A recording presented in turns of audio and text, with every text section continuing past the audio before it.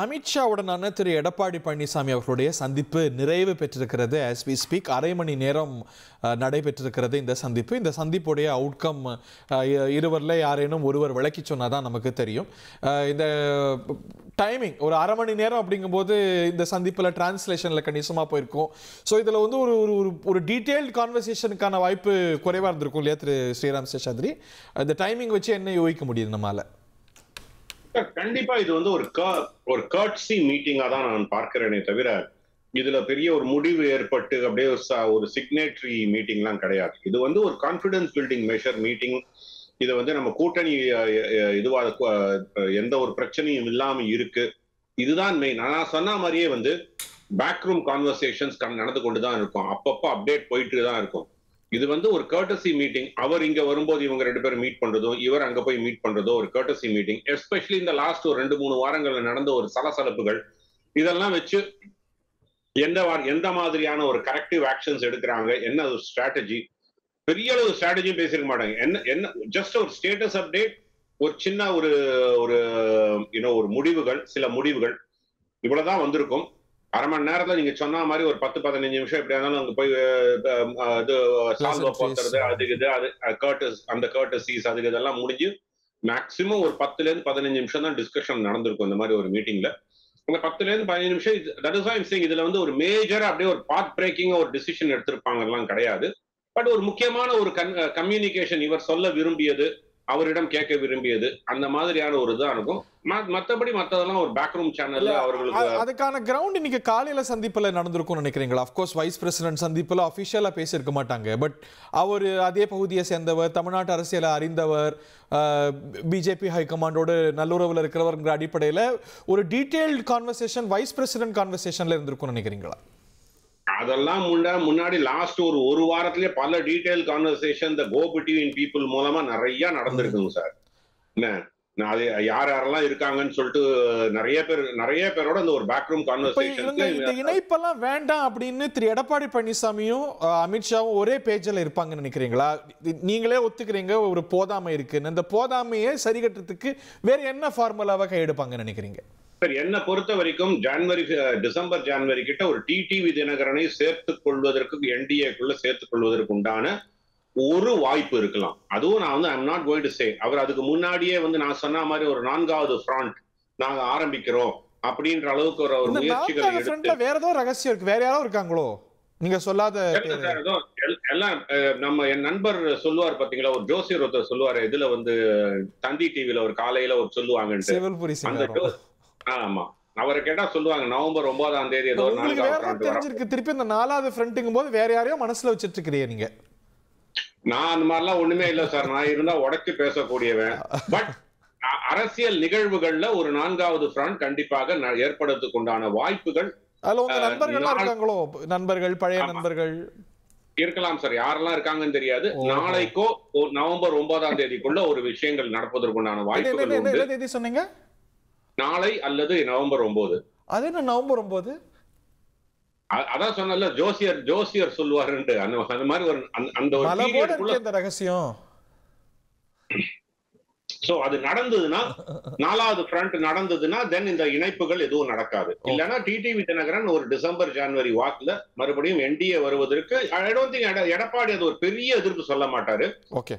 மற்றபடி ஓபிஎஸ் அவர்களை சேர்த்துக் கொள்வதோ இல்லைன்னா வந்து செங்கோட்டையன் அவர்களை செங்கோட்டையன் திருப்பி சேர்த்துக் கொள்றதுன்னா அவர் வந்து அது எடப்பாடிக்கும் செங்கோட்டையனுக்கும் நடுவுல ஒரு கான்வர்சேஷன் நடக்கும். அமித்ஷா உள்ளே வரமாட்டார்.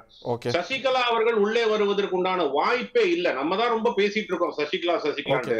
அவரை பத்தி பேசக்கூடிய ஒரு வாய்ப்பே இப்போதைக்கு எதுவுமே இல்லை. ஏன்னா அவங்க இன்னும் 2030 வரைக்கும் ஒன்னும் பெரிய ஒரு தலைமையில இருக்க போறது கிடையாது. அதனால வந்து முக்கியமா ஓபிஎஸ் அவர்களை நேரடியாக இணைப்பதற்கு எடப்பாடி அவர்கள் கண்டிப்பாக ஒற்றுக்கொள்ள மாட்டார். அதை அமித்ஷாவும் புஷ் பண்ண போறது கிடையாது. ஓகே. திரு சேலம் மணிகண்டன், உங்க டெல்லி பட்சியில என்ன சொல்லுது? அங்கே 2.25 மணி நேரம் பேசினது முழுவதுமா திரு அமித்ஷா அவர்களுக்கு இங்க மொழிமாற்றம் செய்யப்பட்டு வந்ததுனாலதான் ஒரு கர்டசி மீட்டிங் அப்படிங்கிற அளவுக்கு இது ரொம்ப சீக்கிரமா முடிஞ்சு போச்சு அப்படிங்கிறது தான் சூட்சுமமான தகவலுங்க. அதாவது ஒண்ணு பாருங்க, திரு டிடிவி அவர்களும் ஒரு குறிப்பிட்ட நபரை பாராட்டி இவர் பாஜக தலைவரா சிறப்பா செயல்பட்டாருங்கிறாரு. இப்ப ஓபிஎஸ் உடைய ஆதரவாளர் என்னங்கிறாருன்னா அண்ணாமலை மிகச்சிறந்த தலைவரா செயல்பட்டார் அப்படின்னா இதுதான் பேசும் பொருள். இதை டெல்லி தலைமையும் உணர்ந்திருக்கிறது, என்ன பழனிசாமியும் சொல்ல வரீங்க? தெரிந்திருக்கிறார். இந்த விஷயம் என்ன சொல்ல வரீங்க? அது எனக்கு தெரியாது. பாக்குற ஏங்க, நேயர்களுக்கு என்ன புரியும், சொல்ல அன்னைக்கு வரீங்கன்னு உங்களுக்கு நல்லாவே தெரியாதா? புரியும். நீங்க என்ன சொல்ல வரீங்கன்னு? அதாவது அதாவது வெளியில உதட்டுல பாத்தீங்க அப்படின்னா நட்பு, உள்ளத்தில் பகை அப்படிங்கிற விஷயமும் இன்னைக்கு விவாதிக்கப்பட்டிருக்கலாம் அப்படின்னு நான் நினைக்கிறேங்க. என்ன திரு உள்ளத்தில் டிடிவி பகை உதட்டில் நட்பு? எனக்கு புரியல. நீங்க பொதுவா உடைச்சு பேசுவீங்களே, இங்க முடிஞ்சது சார். என்ன முடிஞ்சது? அது நீங்க பாருங்க, கொஞ்சம் இன்னும் 2 நாள் நீங்க பாருங்க சார். அவர் 9ஆம் தேதி இவர் ஏங்க குறுக்க சைக்கிள் ஓட்டிட்டு இருக்கிறாரு? ஏங்க நம்ம வந்தே பாரத் ட்ரெயினை பத்தி பேசிட்டு இருக்கிறோம், இவர் குறுக்க சைக்கிள் ஓட்டிட்டு இருக்கிறாரு. இவங்க பாவம் கழுத்துல இல்லாதவங்க. பாருங்க, நீங்க என்ன நடக்க போகுதுன்னு பொறுத்து பாருங்க. நான் ஒண்ணு கேக்குறேன். இல்ல, நீங்க சொல்ல வந்த ஒரு விஷயத்தை புரிஞ்சுங்க. என்னது நவம்பர் 9ங்கிறீங்க, எல்லாம் பொடி வச்சு பேசுறேன். டியூப் லைட் கொஞ்சம் புரியுற மாதிரி சொல்லுங்களேன் சார். இவர் நல்லவர், விசுவாசமானவர், இந்த கட்சிக்கு பெரும் தூணாக இருப்பார் அப்படின்னு நம்பப்பட்ட ஒருத்தர் 6வது விரலாக மாறி போய்விட்டார் அப்படிங்கறத பாஜக தலைமை நன்றாக உணர்ந்திருக்கிறது. யார் அவர்? மக்களுக்கு தெரியும். நாரதர் ஹரிக்கு நன்றாக புரியும். எனக்கு சத்தியமா தெரியாது. வாங்க, நான் உங்களுக்கு தனியா சொல்றேன். அந்த அளவுக்கு ஹரிக்கு விஷய ஞானம் இல்லைன்னா புரியல. ஒண்ணு சொல்லிடுறேங்க. நம்பிட்டு சிரிப்பு சிரிக்கிறாரு. என்னங்க அது? சொல்லுங்க. இல்ல சார், நான் நம்மட்டு சிரிப்பே ஹரி உங்களை நினைச்சுதான் சிரிக்கிறேன். அனைத்தும் தெரிந்த ஹரி ஒண்ணுமே தெரியாத மாதிரி சொல்றாரு பாருங்க. அதுதான் ஒண்ணும் தெரியாது. இவருக்கு தான் தெரிஞ்சிருக்கோம். எனக்கு தெரிஞ்ச வரைக்கும் நான் சொல்றேன் சார். எப்படி மோடிக்காக 2024 டாடா காட்டினாரோ, எடப்பாடியை கொண்டு முதலமைச்சர் ஆக்குறதுக்கு பாஜக இருக்க யாருமே வரமாட்டாங்க சார். நீங்க நல்ல அடிபட்டோம். நீங்க இவங்க சொல்லலாம் 2024 இல்ல சார். 2024 எடப்பாடி பழனிசாமி கூட்டணியில எடுத்த 19% ஓட்டும் சிறுபான்மையினர் ஓட்டு, பாஜகவோட எதிர்ப்பு ஓட்டு. நீங்க நல்லா புரிஞ்சுக்கணும். பாஜகவோட ஓட்டு எல்லாமே அண்ணாமலை மூலமாக அண்ணன் ஓபிஎஸ் அவர்கள், டிடிவி தினகரன் 7 நாடாளுமன்றம் 234 சட்டமன்றத்தில் 8 சட்டமன்றம் தான் வெற்றி பெற முடிஞ்சது எடப்பாடி பழனிசாமி. மிச்சம் எல்லாம் தோல்வி. நான் சீரியஸாவே சொல்றேன். இது நீங்க இவ்வளவு நாள் இது இல்ல. இப்படிப்பட்டது எல்லாத்தையும் எனக்கு புரியல. உள்துறை அமைச்சர் அமித்ஷா உட்கார்ந்து இருந்து ஒரு ஆய்வு நடத்தி, அவருக்கு 2026 ஒரு மேட்ரு கிடையாது சார். அவங்களுக்கு 2029 ஒரே நாடு ஒரே தேர்தல். அதுக்கு யார் யார் நமக்கு கைப்புள்ள கிடைப்பாங்கன்னு பார்ப்பாங்க. அந்த கைப்புள்ள எடப்பாடி பழனிசாமியா இருக்கிற கூட்டணி எல்லாம் இல்ல சார். நான் கை சார், இது என்ன சார் இந்த கூட்டணி எல்லாம் உருவாக்கி அவர் அமித்ஷா உட்கார்ந்து இருந்து உங்கள்ட்ட கொடுத்துட்டு போனாரு.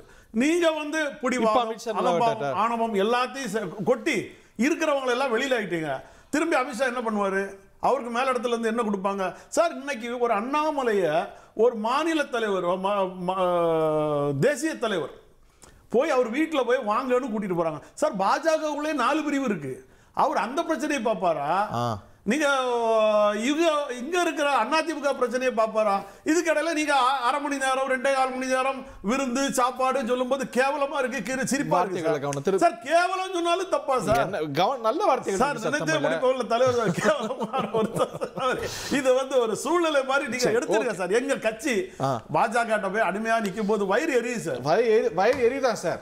மணிகண்டன் சார், காவி கட்டி கழுத்துல காவி மாலை போட்டுக்கிட்டு போய் மோடிசாமி பதவியேற்புல நின்ன உடனே உங்களை பாத்தீங்கன்னா அவங்களே திரும்பி பார்க்கலன்னா தட்டுறதுக்கு கரை வேட்டி இல்ல, கார்ல கட்டுறதுக்கு கொடி இல்ல, ஆளுக்கு பின்னாடி ஒரு கூட்டம் இல்ல, தொண்டர்படை இல்ல, அரசியல் கட்சிக்கான தகுதி ஒரு தலைவருக்கான